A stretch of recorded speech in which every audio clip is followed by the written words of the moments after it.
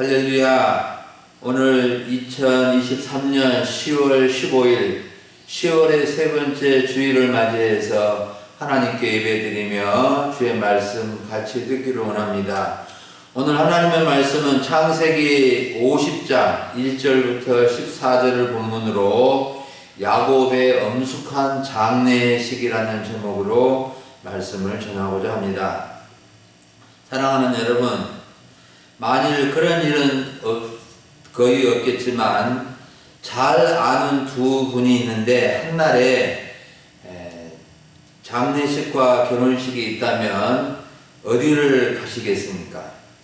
장례식은 3일이고 결혼식은 하루여서 둘 다 갈 수 있겠지만 만일 여건상 두 곳을 다 갈 수 없고 한 곳을 선택해서 가야 한다면 어디를 가겠습니까? 아마도 사람들은 장례식보다는 결혼식을 더 많이 가게 될 것입니다. 여러분, 장례식에 가는 것은 마음이 무겁고 또 허전하고 슬픈 마음이 들어서 꺼려지지만 장례식에 가면은 더 많은 것을 배우고 얻게 됩니다. 전도서 7장 2절과 4절을 읽어드립니다. 초상집에 가는 것이 잔치집에 가는 것보다 나으니 모든 사람의 끝이 이와 같이 됨이라. 산 자는 이것을 그의 마음에 둘지어다. 지혜자의 마음은 초상집에 있으되 우매자의 마음은 혼인집에 있느니라. 그랬습니다. 우리는 이 장례식을 보면서 많은 인생의 교훈을 얻게 되고 또 자신의 먼 훗날의 죽음을 생각하면서 흐트러진 마음을 새롭게 하고 또 잘 살아야 되겠다 그런 마음을 다짐하는 계기가 되는 것이 장례식에 참여함으로 그런 유익을 얻게 됩니다. 오늘 우리는 야곱의 장엄한 장례식을 살펴보므로 중요한 교훈을 배우고자 합니다. 첫 번째로 살펴볼 점은 아버지 야곱과 작별 인사를 하는 요셉의 모습과 70일간 애도하는 모습입니다. 50장 1절부터 3절을 보면 요셉이 숨을 거둔 아버지와 작별 인사를 하고 수종하는 의원에게 염을 하고 70일 동안 애도의 시간을 보내는 것이 기록되어져 있습니다. 먼저 요셉은 147년 생애 그야말로 파란만장한 생애를 보내신 아버지 야곱, 그토록 사랑했고 사랑받았던 아버지의 시신 앞에 아버지 얼굴에 몸을 굽으려 울며 입을 맞추었습니다. 요셉은 아버지의 마지막 얼굴을 보며 눈물을 뚝뚝 흘리며 입맞추고 작별 인사를 한 것입니다. 그리고 수종 드는 의원에게 명령을 하여 아버지의 몸을 향으로 처리하게 하였는데 향을 처리하는 기간이 무려 40일이나 되었다 그랬습니다. 요셉이 아버지의 몸을 향으로 처리하는데 40일이 걸렸다는 것은 아버지의 몸을 당시 왕이나 최고의 귀족들이 행하였던 미라로 만들었다는 뜻입니다. 고대 애굽 나라는 미라를 만드는 기술이 고도로 발달하였으며 하나의 미라를 만드는데 여러 과정에 세밀한 기술이 요구되었다고 합니다. 미라는 죽은 사람의 뇌와 내장을 다 긁어내고 또 방부제인 모략과 향을 채우고 시신을 천년탄산 소다로 씻어서 몸에 고무 진액을 바른 다음 세마포로 싸서 관에 넣었는데 이렇게 하는 과정이 40일 정도 걸린 것입니다. 지금도 이집트에 가면 거대한 피라밋이 있는데 고대 왕들의 무덤으로 미라로 보관되어 있다고 합니다. 우리나라도 신라시대나 가야시대 무덤에서 또 귀족들의 무덤에서 미라가 간혹 발견되었다는 소식이 있습니다. 그리고 야곱의 죽음에 대한 애도 기간, 장례 기간은 미라를 만드는 기간을 포함해서 70일 동안이었는데 그냥 단순히 애도만 한 것이 아니라 장례식을 70일 동안 거행을 한 것입니다. 사랑하는 여러분, 요셉이 아버지 야곱과 작별 인사를 하고 미라를 만들고 장례식을 70일간 치르는 것을 보면서 어떤 마음, 어떤 생각이 드십니까? 우리는 요셉이 울고 애곡하고 미라를 만들고 장례식을 70일간이나 치른 것에 대해서 초점을 맞추기가 쉽습니다. 여러분, 그런데 우리가 여기서 좀 더 깊이 생각해 보아야 할 점은 요셉의 마음과 정성입니다. 요셉의 마음은 아버지 야곱에 대한 사랑과 존경이 급진했던 것입니다. 대부분 어느 정도 아버지에 대한 사랑과 존경을 하지만 사랑의 깊이와 넓이와 높이는 천차만별인 것입니다. 여러분, 우리는 부모로서 자녀들의 사랑과 존경을 받을 만해야 하고 또 자신의 부모에 대한 사랑과 존경심을 가져야 합니다. 부모에게 무엇을 많이 받고 적게 받고를 떠나서 기본적으로 부모에 대한 사랑과 존경은 모든 세대가 가져야 할 마음입니다. 부모에 대한 사랑과 존경은 자신의 행복이요 가족과 가문의 행복이 될 것입니다.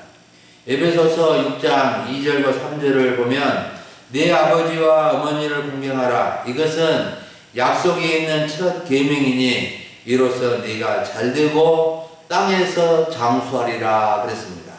사랑하는 여러분, 우리는 부모님에 대한 사랑과 존경심을 항상 가져야 하고 또 우리의 자녀들이 우리에 대한 사랑과 존경심을 갖도록 부모로서 그 역할을 다 해야 됩니다. 부모는 자식의 거울이라고 합니다.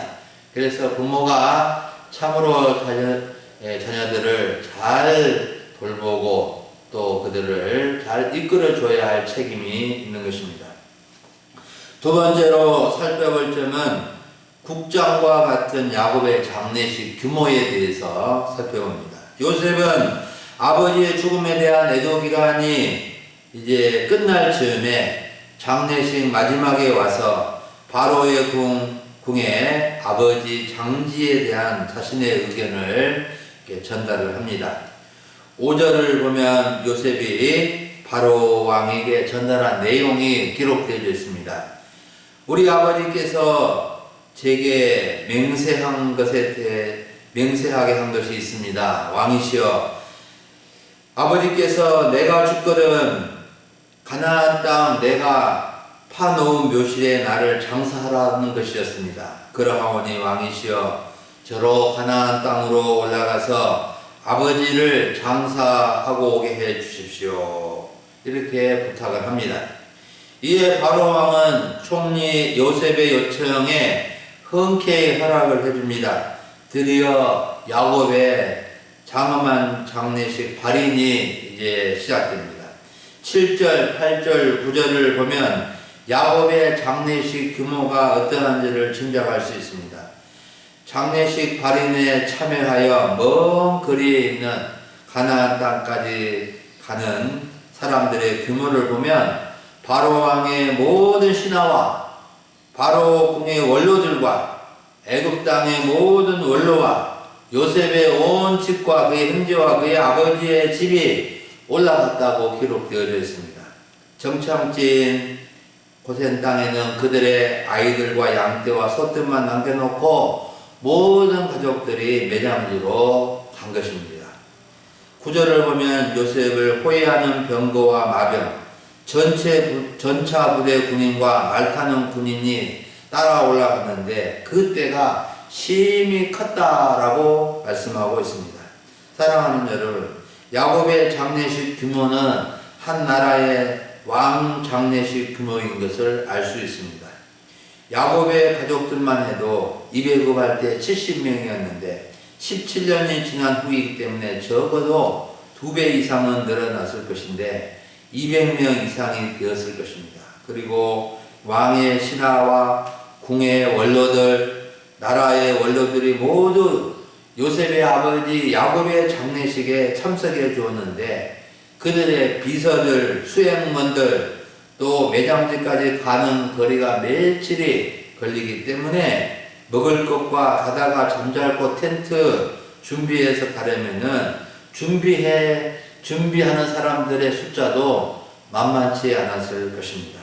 여러분, 야곱의 장례식 규모가 이렇게 크고 왕 같은 장례식이었다는 것이 무엇을 말해주는 것일까요?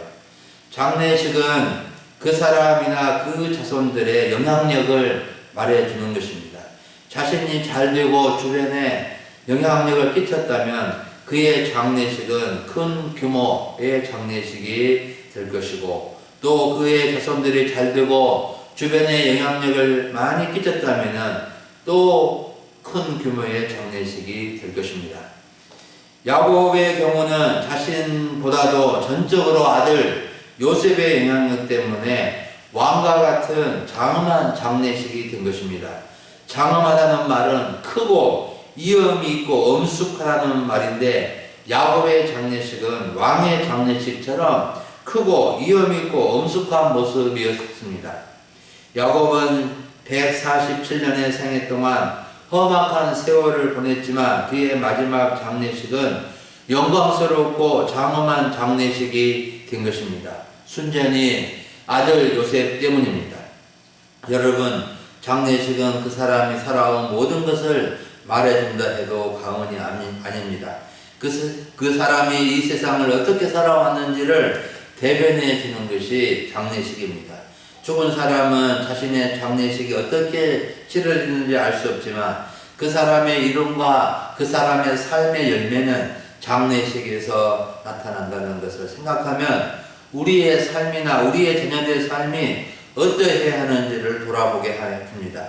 우리는 우리의 마지막 때 장례식 때를 생각하며 끝까지 선한 영향력을 끼치며 살아야 하고 가장 좋은 영향력은 하나님을 잘 섬기는 영향력입니다.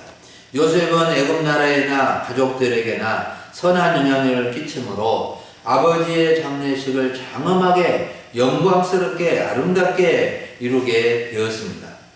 여러분, 우리는 우리의 장례식이 장엄하고 은혜롭고 영광스러운 장례식이 되면 좋겠습니다.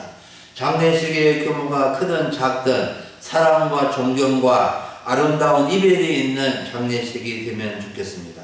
저는 이곳에 온 지 6년째를 보내고 있는데 2번의 장례식을 하였습니다. 한 가지 아쉬움에 대한 바람은 전 교인들이 특성을 하고 특히 발인 예배부터 하간 예배까지는 다 참석해서 성도의 마지막 길을 배우는 것입니다. 여러분, 참으로 우리가 이 장례식을 생각할 때 참으로 하나님께 대한 사랑과 또 충성을 가지고 더 영향력 있는 삶을 살아가야 되겠습니다. 마지막 3번째로 살펴볼 점은 큰 애통의 장례식 행렬과 가나안 땅에 묻힌 야곱의 모습입니다. 10절부터 14절을 보면 야곱의 장례식 행렬이 애통과 애곡의 행렬이었고 자신의 소원대로 하나님의 약속대로 가나안 땅에 묻힌 것을 알려주고 있습니다. 10절과 11절을 보십시오. 야곱의 장례식 행렬이 애굽 땅 고센 땅을 떠나서 이제 쭉 가다가 요단강 건너편 아닷 타작마당에 머물렀습니다. 요단강 건너편 아닷 타작마당은 아닥 지역의 한 타작마당, 곡식을 탈고 갈 때 하는 마당인데 그곳은 정확하게 알 수 없지만 가나안 땅 막벨라 굴 무덤으로 가는 길에 있었던 것 같습니다. 여기서 장례식 행렬은 크게 울고 애통하고 특히 요셉은 이 타작마당에서 아버지를 위해서 이곳에서 7일 동안 애곡하는 시간을 더 갖습니다. 얼마나 슬피 울며 애곡하였던지 가나안 땅 원주민들이 안타까운 반응을 보였는데 11절을 보십시오.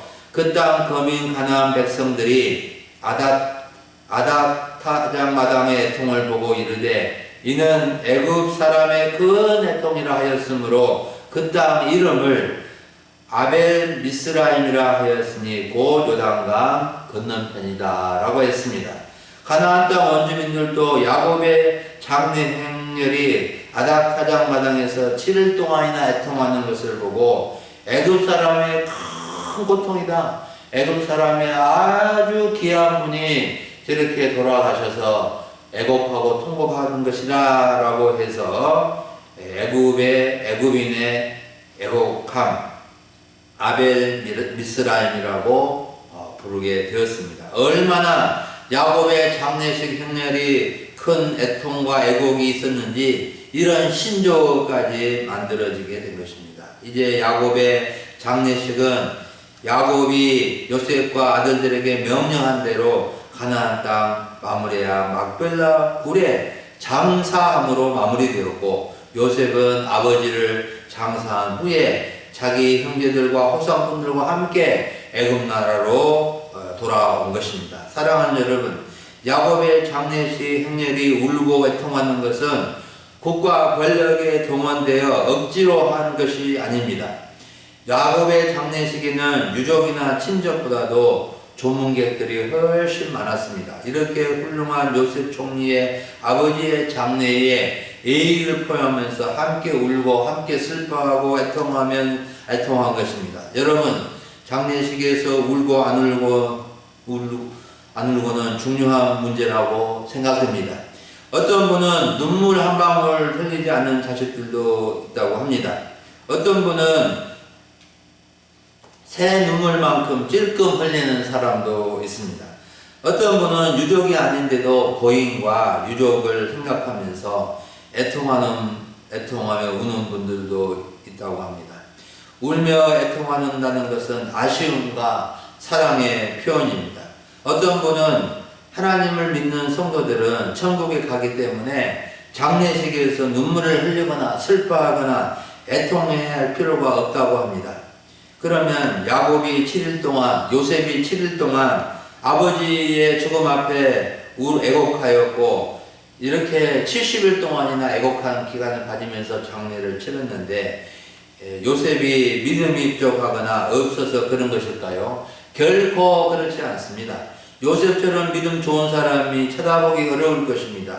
요셉은 하나님의 섭리와 주권을 믿는 믿음의 사람이요 부모와 조부모와 증조부의 신앙을 이어받은 믿음의 조상과 같은 인물입니다.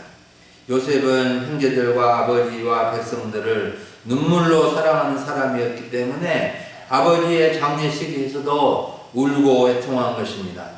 여러분, 천국이 없는 것처럼 절망하여 땅에 주저앉아 울고 불어서는 안 되겠지만 사랑하는 아버지, 사랑하는 가족, 사랑하는 친구, 사랑하는 분과 이별의 아픔이 있기 때문에 함께 울고 슬퍼하며 애통하는 거 아니겠습니까? 짐승들도 슬픔이 있을 때는 눈물을 흘린다고 합니다. 소는 주인이 새끼를 팔려고 끌고 갈 때 닭똥만한 눈물을 흘린다고 합니다. 그런데 요즘은 눈물이 없는 시대가 되어가고 있습니다. 너무너무 정서적으로 메마른 시대가 되었습니다. 장례식에서도 눈물을 흘리는 사람을 찾아보기가 어렵습니다. 조문객들도 무덤덤한 모습이고 유족들도 별로 눈물을 흘리지 않습니다.